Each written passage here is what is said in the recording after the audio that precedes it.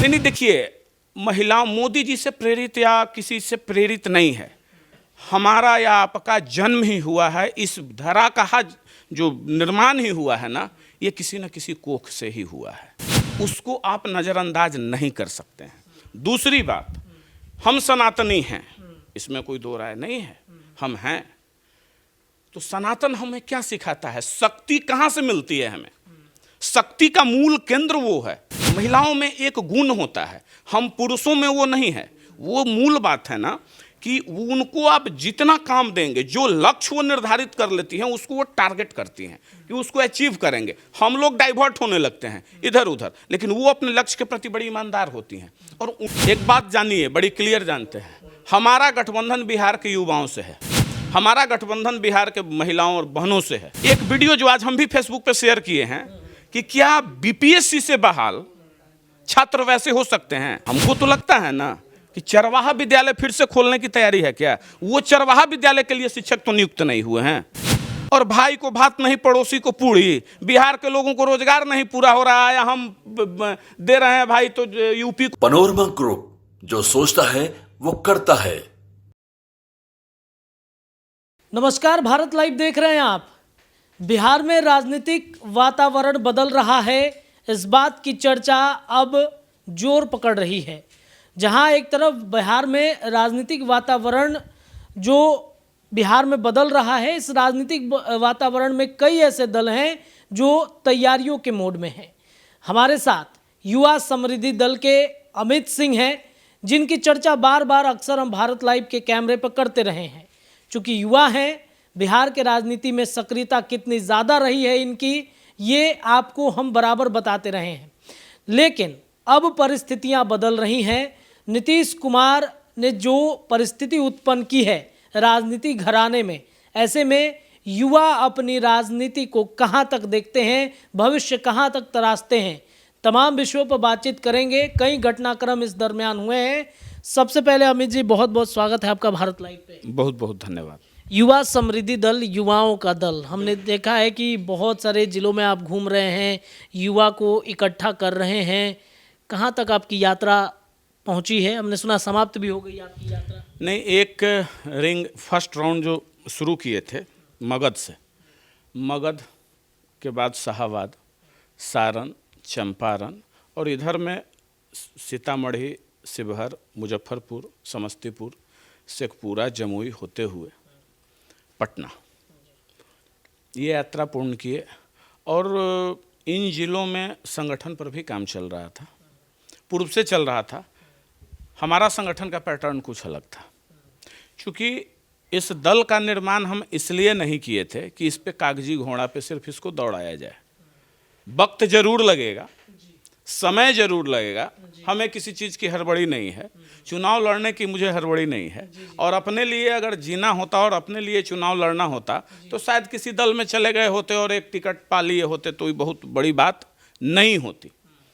लेकिन चूंकि जो यूथ थे और बिहार के राजनीति में आने वाले दिन में, आप लोग राजनीति को बड़ी नज़दीक के नज़रिए से देख रहे हैं, अभी जितना उथल पुथल मचा हुआ है, तो इस परिदृश्य में कोई भी पार्टी ऐसी नहीं है जो समग्र व्यवस्था को लेकर चलने की बात करे।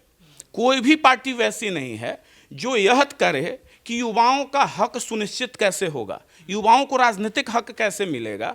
सब बेरोजगारी, तो अशिक्षा, ये वो सब की बात लोग करते हैं, लेकिन परमानेंट सॉल्यूशन कोई नहीं करता है, कोई बताता नहीं है। तो हम यह तय किए कि भाई ग्राउंड रूट से काम करते हुए ऊपर की तरफ चलें, हमें कोई स्थिति परिस्थिति से मतलब नहीं है। और हम लगे हुए हैं और दूसरे चरण की भी यात्रा प्रारंभ करने वाले हैं। थोड़ी ठंड कम हो जाए, अन्य जिलों में साथियों को परेशानी न हो रहे। हम लोग तो भाई जब उठा चुके हैं, बेड़ा ले चुके हैं, तो हमारे लिए क्या ठंड, क्या बरसात, क्या गर्मी। वो तो राजशाही परिवार चांदी के चम्मच लेकर पले नहीं हैं, तो एक सामान्य परिवार के लड़के हैं, कहीं भी जा सकते हैं, कभी भी जा सकते हैं, लेकिन वहाँ के लोगों का भी ख्याल रखना पड़ता है। तो दूसरे दौरे में चलेंगे। तब तक प्रथम चरण में जितने हमारे 16 जिले थे, 16 जिलों का संगठन लगभग 95% कंप्लीट हो चुका है। युवा ही हैं इसमें, और भी लोग हैं? नहीं, देखिए हमारे यहाँ बड़ी क्लियर स्ट्रेटजी है। 75% यूथ है, बिलो 50 एज के 75% लोग हैं, 25% अभिभावक लोग हैं, क्योंकि उनका अनुभव, उनका मार्गदर्शन भी चाहिए। हर काम युवा को, जिसके पास जितना अनुभव होगा तो वो अपने अनुभव के हिसाब से बताएगा। लेकिन 75% युवाओं को हिस्सेदारी है। उस 75% में भी 50% महिलाओं की हिस्सेदारी है। और जब हम कमेटी की डिटेल घोषणा करेंगे प्रदेश से लेके जिला और प्रखंड लेवल तक का, तो आप देखेंगे कि उसमें एक समरूपता दिखेगी, आपको एक रूपता दिखेगी कि उसमें 50% महिला होगी। 50% महिलाओं को हमने देने का काम किया है अपने दल के अंदर। और मेरा यह संकल्प है कि हमारा दल चुनाव भी जब लड़ेगा ना, तो 50% टिकट महिलाओं को देंगे।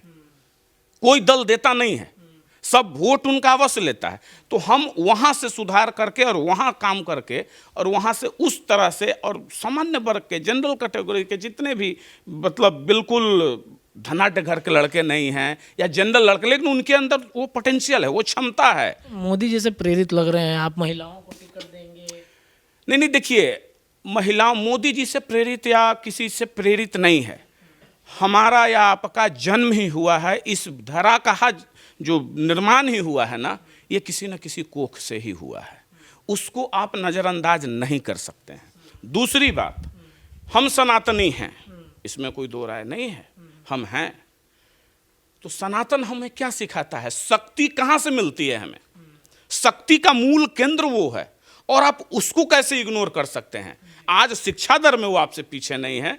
आज वो हमारी बहनें बेटियां फाइटर प्लेन उड़ा रही हैं, सामान्य जहाज की बात छोड़ दीजिए, वो लड़ाकू विमान उड़ा रही है, वो इंजीनियर्स है, डॉक्टर्स है। और वो महिलाओं में एक गुण होता है, हम पुरुषों में वो नहीं है। वो मूल बात है ना कि उनको आप जितना काम देंगे, जो लक्ष्य वो निर्धारित कर लेती हैं, उसको वो टारगेट करती हैं कि उसको अचीव करेंगे। हम लोग डाइवर्ट होने लगते हैं इधर उधर, लेकिन वो अपने लक्ष्य के प्रति बड़ी ईमानदार होती हैं, और उनकी सहभागिता बहुत ही जरूरी है। मेरा मानना है कि जो सदन में, लोकसभा हो या विधानसभा में, आप आए दिन देखते रहते हैं, करोड़ों करोड़ रुपया आम जनता का खर्च होता है, हो हा करके पूरा सदन को बर्बाद। कम से कम भाषाई मर्यादा में रहना सिखा देंगी वो बहनें जब सदन के अंदर बैठी होंगी। आज बेचारी चुप हो जाती हैं, सिर झुका लेती हैं, चूंकि उनका प्रतिनिधित्व 2-4-5% आकर रुक जाता है।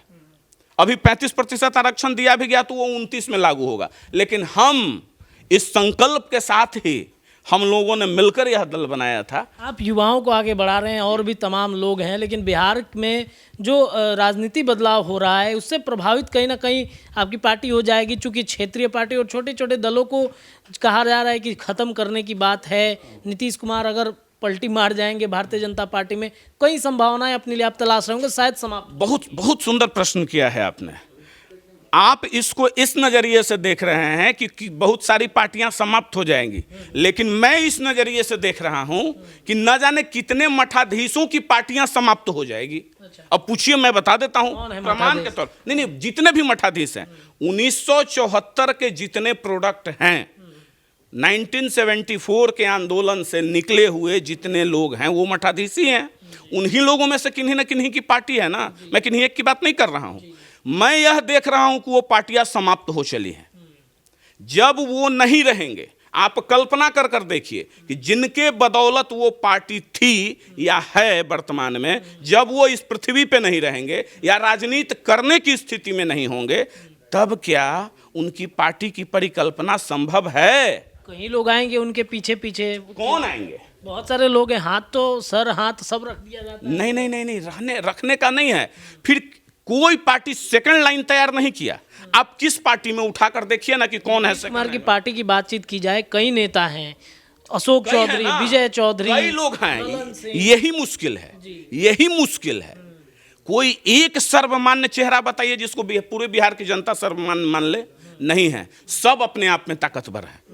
किन्हीं में पावर डिवाइडेशन नहीं किया गया है, किन्हीं को अपने दायित्वों का बोध नहीं कराया गया है। तो हम तो ये देख रहे हैं, और ऑल ओवर जितने अभी सांसद हैं या जितने विधायक हैं, उसमें 80% तो 29 और 30 में नजर ही नहीं आएंगे। मतलब आप कह रहे हैं कि जदयू राजद सब समाप्त के नहीं, जदयू हो, राजद हो या बीजेपी हो, जितनी पार्टियां हैं उसमें वर्तमान में जितने सांसद और विधायक हैं उसमें लगभग 80% सांसद विधायक या तो रिटायर्ड हो जाएंगे या तो वो राजनीति करने लायक नहीं रहेंगे। तो जब वो उतना बड़ा पॉलिटिकल वैक्यूम क्रिएट होगा, वो उस वैक्यूम को कौन भरेगा? कौन भरेगा? तो इसीलिए हमारा टारगेट आज का आज नहीं है कि आज उच्च श्रृंखल ऐसा हम बन के पार्टी बना लिए और फिर कहीं बार्गेनिंग करके और किसी के साथ सट गए, एक सीट ले लिए और चुनाव लड़ गए। हमारा वो लक्ष्य नहीं है। अगर इस बात को कोई समझता है तो इस भ्रम में रहने की आवश्यकता नहीं है। हमारा लक्ष्य दूरदर्शी लक्ष्य है और आने वाले वक्त में दिखेगा कि हमको क्या। नीतीश कुमार ने जो स्थितियां उत्पन्न की हैं, सब लोग कंफ्यूज हैं, क्या होगा, किधर जाएंगे। भारतीय जनता पार्टी की तरफ से नेगोशिएशन हो रहा है। आरसीपी सिंह, जिनके आप करीबी हैं, कभी नीतीश कुमार के वो करीबी रहे थे, क्या आप देखते हैं इस तमाम प्रकरण को? देखिए, सबसे 2 प्रश्न आप किए। तो पहला प्रश्न है कि माननीय मुख्यमंत्री जी के बारे में राम ही जाने। एक लाइन में आप कह सकते हैं कि राम ही जाने। हमको जहां तक याद है, राम को जानने हो जाएंगे 22 तारीख को। अब ये वो जाने, ये वो जाने और निश्चित जाएंगे। अरे लव कुश के वंशज हैं तो जाएंगे क्यों नहीं भाई, जाना चाहिए। राम से किसे परहेज है? जिसे राम से परहेज है उसको हिंदुस्तान से भी परहेज होगा, और जिसको हिंदुस्तान से परहेज होगा वैसे लोगों को हम लोगों से भी परहेज होगा, और हम लोग वैसे लोगों से परहेज करेंगे। गलत बात ये नहीं, इस पे नहीं चलेगा। अब रही बात कि माननीय मुख्यमंत्री जी को जितने दिनों से हम देखे, हम अपने ये में यादाश्त में, आप लोग भी देखे होंगे, वो दाहिना हाथ क्या करता है बाएं को पता नहीं होता है। यह पहली घटना हमको दिख रही है। एक बार और एक कुछ घटना हुई थी जो याद नहीं है, जिसमें आदरणीय ललन बाबू का इस्तीफा पहले लीक आउट हो गया, जो मीडिया में खबरें चल गई और उसकी पुष्टि हो गई। नहीं तो नीतीश कुमार क्या करने वाले हैं अभी सुबह पता नहीं होता है, उनके साथ रहने वाले को पता नहीं है। तो हम और आप तो कयासी लगा सकते हैं, लेकिन वो जो भी करेंगे ऊपर वाला ही जाने। हैं तो चाणक्य, बाकी करते क्या है देखिए।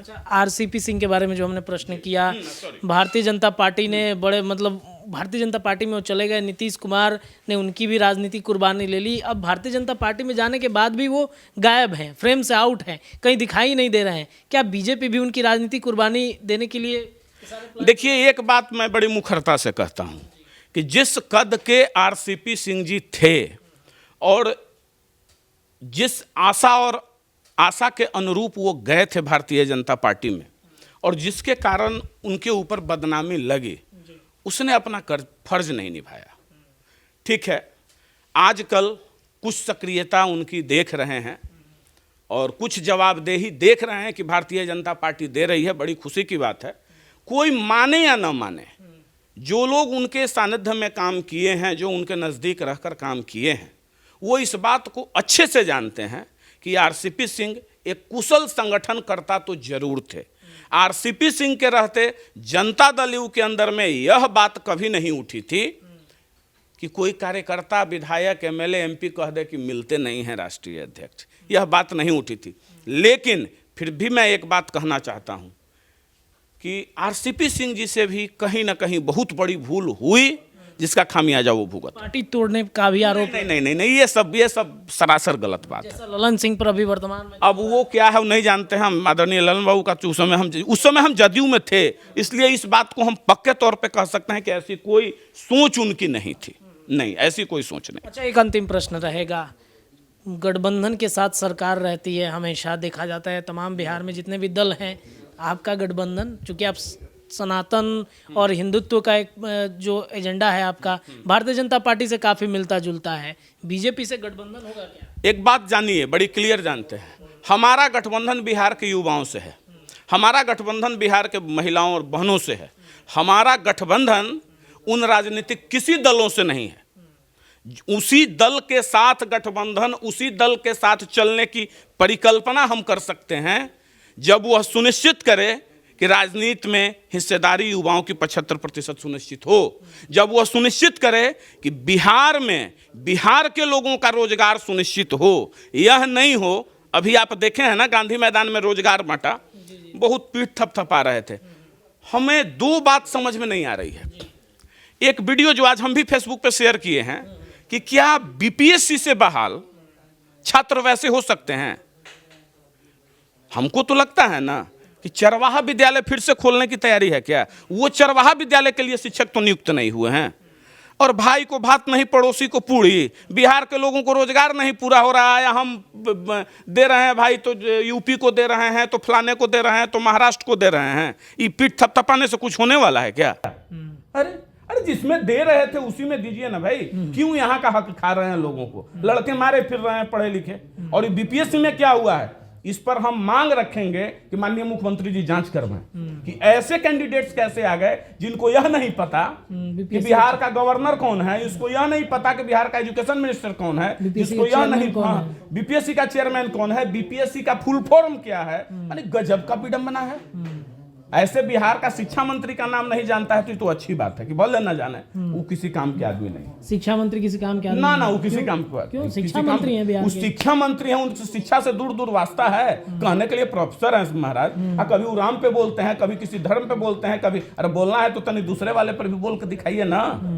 सबको मंदिरे सूझता है, तनी बोलना है तो गोल गुंबज पे भी बोल के दिखाइए, गिरजाघर पे भी बोल के दिखाइए। अगर कलेजे में दम है तो 2 मिनट में ईंट से ईंट बजा देगा। तो हम सहिष्णु हैं, हम क्या हैं, सनातनी जो है ना वो बहुत धैर्यवान होते हैं। हम किसी का विरोध नहीं करते हैं, लेकिन ऐसे ऐसे लोग, ये लोग खैर विधानसभा का मुंह नहीं देखेगा। 2 व्यक्ति के लिए हम कह चुके हैं कि जब विधानसभा की चुनाव होगी उसमें चंद्रशेखर और एक डिहरी के विधायक, इन दोनों के प्रति हमारा दल का कैंडिडेट कोई पटकनी दे या न दे, उनको वैसा पटकनी देंगे कि दोबारा विधानसभा नहीं पहुंचेंगे। ये दोनों रडार पे हैं। आपके रडार पर? एकदम रडार पे हैं। जो सनातन को चैलेंज करेगा ना वो सब हमारे रडार पे। तो आप तो चुनाव उतारिएगा नहीं? क्यों नहीं उतारेंगे? कैसे बैटिंग? क्यों नहीं उतारेंगे? ये आप कैसे कह रहे हैं? 2025 में भी हमारी पार्टी लड़ेगी, बिल्कुल लड़ेगी, एकदम लड़ेगी। अच्छा, एकदम लड़ेगी। और 77 सीट पे हम अपनी तैयारी प्रारंभ कर चुके हैं। अच्छा, अभी अच्छा, पहले चरण के बाद 77 पे। आगे देखिए क्या होता है। चलिए, तो युवा समृद्धि दल ने अपनी ताकत दिखा दी है। 77 सीटों पर विधानसभा में अपने कैंडिडेट उतारने की तैयारी इन्होंने कर ली है। फिलहाल अभी के लिए इतना ही। चर्चाएं लगातार जारी रहेंगी। देखते रहिए भारत लाइव। धन्यवाद। पनोरमा ग्रुप, जो सोचता है वो करता है। अगर ये वीडियो पसंद आई और वह बिहार के राजनीति और बिहारियत से सरोकार रखेनी तो सब्सक्राइब बटन दबा के चैनल के सब्सक्राइब कर ली। ओजे एगो घंटी बा, ओकरा बटन दबा देला से कुल सटीक और मारक खबर रुआ मुफ्त में मिल जाई। अगर रुआ पत्रकारिता के हमनी के नया प्रयोग में सहयोग कर चाहतानी तो ज्वाइन बटन दबा दी। पेटीएम नंबर नोट कर ली 9386816700। धन्यवाद।